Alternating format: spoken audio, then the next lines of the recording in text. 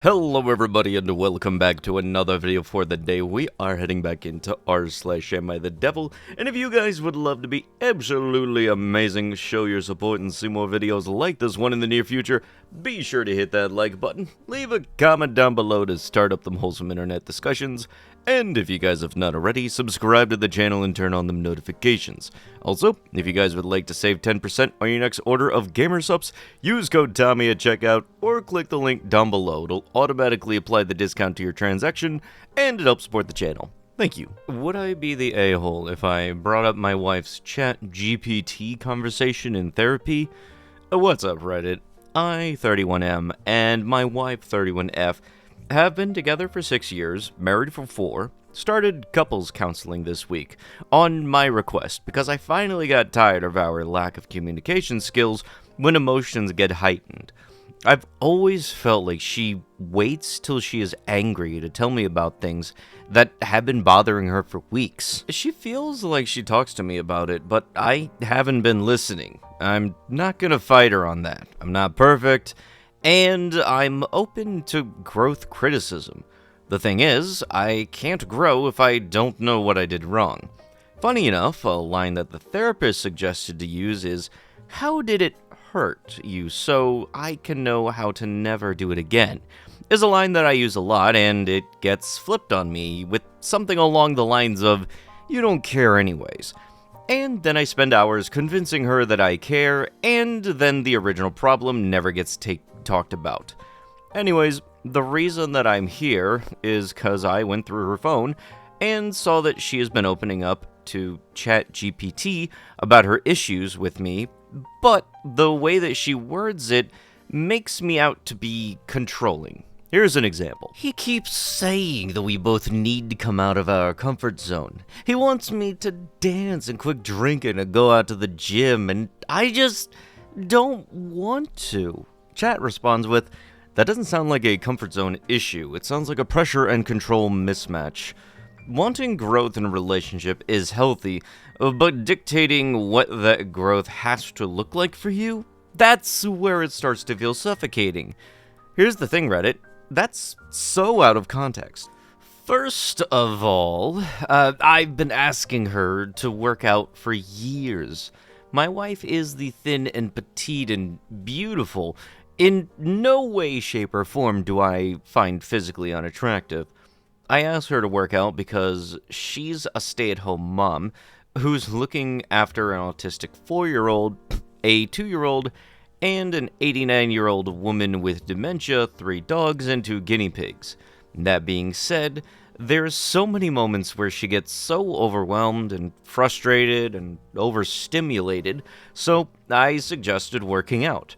I didn't say that I want her to lift weights and run long distances and diet. My suggestion was to do something that makes your body tired so that you can release some of that energy and frustration out. It also gives you some time away from the kids. It's mental things. Working out helps your day-to-day mental state. The drinking, her memory and emotions got unstable when she drinks, so I asked her not to have serious conversations with me, parenting styles, bills, future plans for the family, while she is drinking.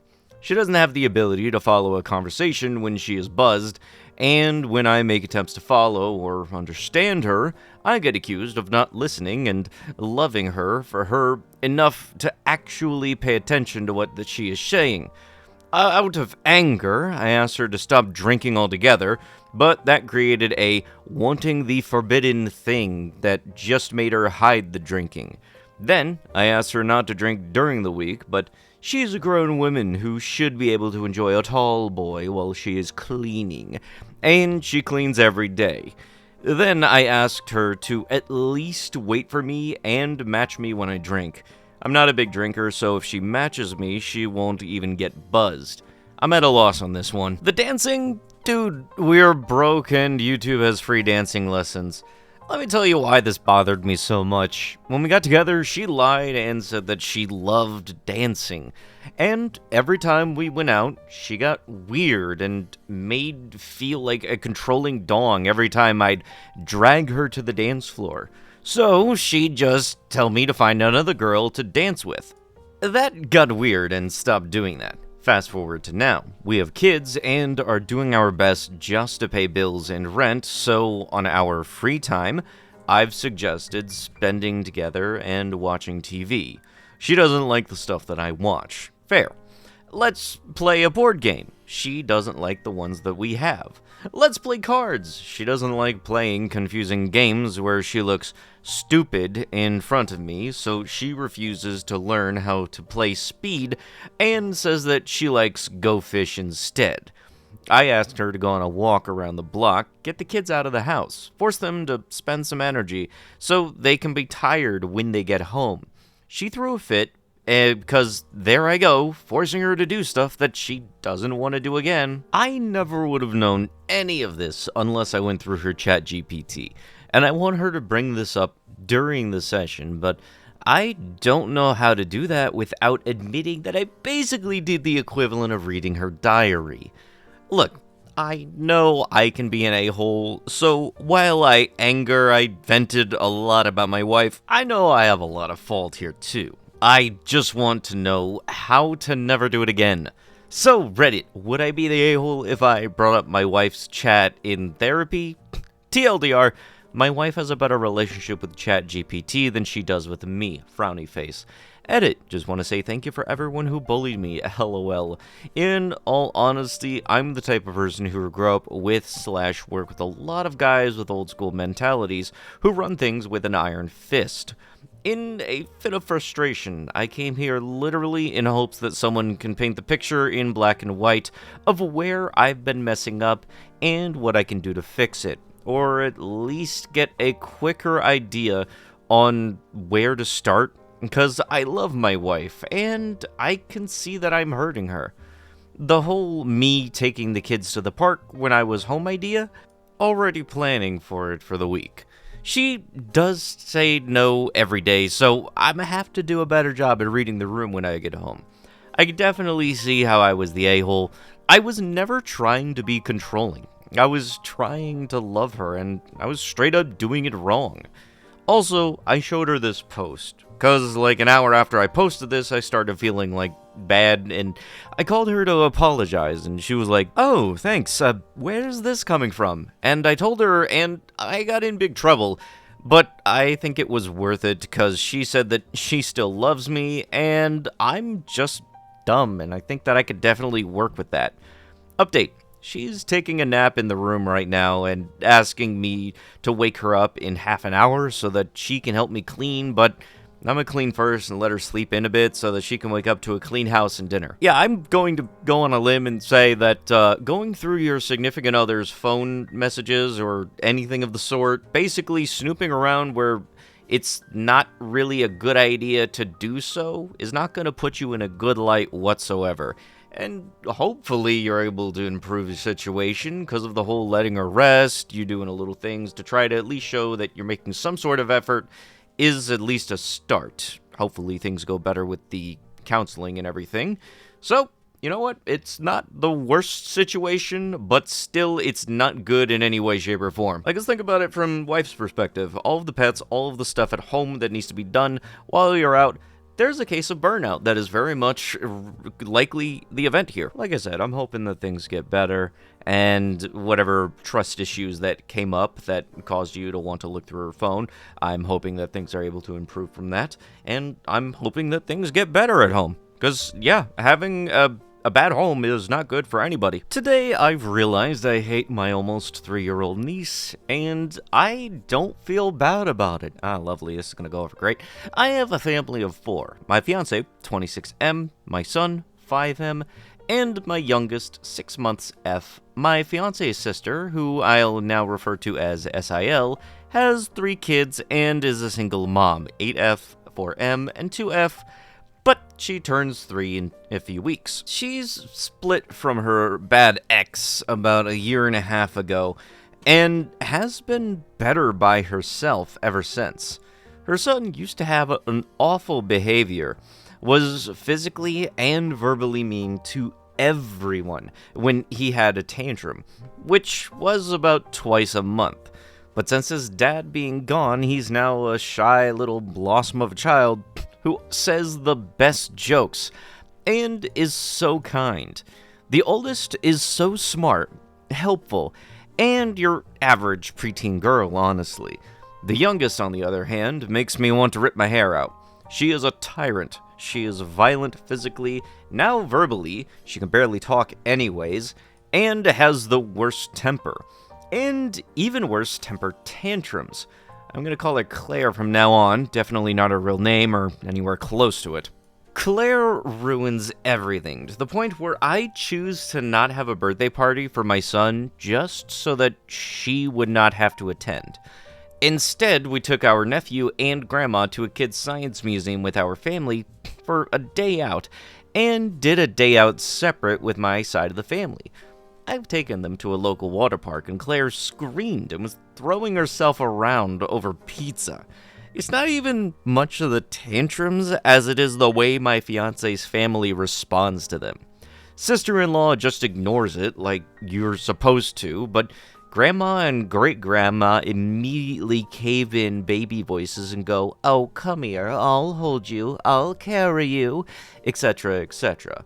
It is the worst, and it enables the point now that I don't want to be near her and dread doing anything with her there. Today was the breaking point. Grandma and great-grandma were watching sister-in-law's kids, as it is the one Saturday she works a month, and they are only open 10 to 2 at her job. Well, we, minus my fiance because she works 12 to 11, came over at 12, as it was super nice out, and it gives the kids a chance to play and to break up who is taking care of all of the kids. They're a handful, as they're all very different personalities, and all true country kids. It was going well overall, as Claire slept almost the whole time, and the rest of the time she chose to watch Cocomelon on Grandma's phone. Again, something the grandparents put on against everyone's wishes, until sister-in-law came to pick them up. Typically happens because the kids know if they throw a fit around Grandma about sister-in-law, that Grandma gives in. Claire then became a menace. She refused to listen, began to yell, scream, throw things, say that I hate you to Grandma and sister-in-law, and just was being ridiculous and amping up to throw a tantrum. She then went to the bathroom to hide from picking up toys to get ready to go. All the other kids got done, and I told my son to go inside and break down the kids' tables. Really easy, and he loves doing it. And as I step inside to help him with my baby in my arms, Claire sprints out of the bathroom full force and slams into the door, which is about 2 to 3 feet away from the bathroom, and smacked my baby in the face with the door, and smashed my toes so bad that 2 of them started bleeding from the nails and will for sure fall off. Cool, it was just an accident, I get that, but then I proceed to raise my voice. Not yell per se, but more mom voice. And just go, "Claire, outside." And ushers her out the door as I try to calm my screaming baby, who now has a line between her brows and on her nose from the corner of the door. Tell me why I then hear Claire screaming and crying outside on the patio louder than my 6-month-old baby is screaming and crying from being smacked in the face. Mind you, no one was reprimanding her. I wanted to lose it so bad, but since my fiance wasn't there, and I'm luckily medicated, I just chuckled and said to the sister-in-law, "So my daughter got smacked by a door, and yours is the one screaming more." And she chuckled and shook her head, and then was trying to get her up and just telling her to stop crying and to get in the car and it's time to go. Then Grandma, of course, comes up behind her and goes, "Here, Clay, come here, I'll carry you to the car," and proceeds to baby her, and saying things like, "Oh, it's okay, you're alright," and so on and so forth. No one even checked on my daughter to make sure that she was alright. Luckily, my foot took most of the damage, but come on. Why are we continuing to baby a little girl who has been nothing but awful to everyone? even her own siblings. She destroys their stuff if she can't have it too, and ruins everything that she goes to. We take her other niece and nephew places and do stuff with them individually with our kids, like the zoo, water park, parks, etc. But I will never do that with the youngest until she learns to behave and that she's not the center of the world.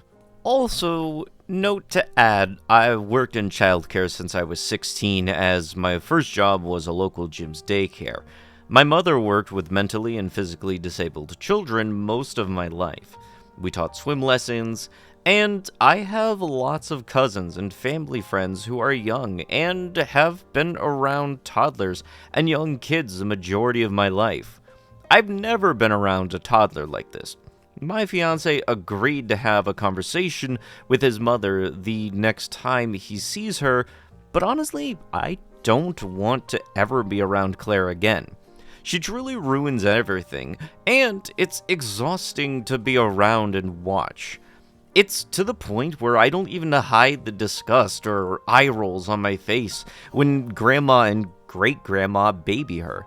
Also, Grandma and Great-Grandma have always had a small amount of favoritism towards sister-in-law's kids, and to be honest, it doesn't bother me because she was a young mom, and so was I, and they helped raise her kids, just like my mom helped raise my oldest.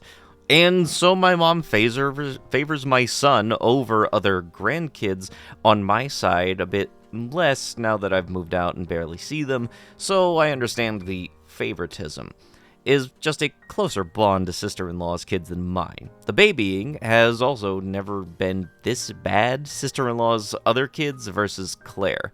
So yeah, I hate her. She doesn't listen to anyone, is overall mean, is spoiled, and favored by Grandma and Great-Grandma, which gave her a complex of tantrums, gets me attention, and whenever I want, maybe my hatred will change, but truly it's only grown in the past 2 years, as her behavior has done nothing but gets worse and worse. We hoped it would get better with Dad out of the picture, but nope.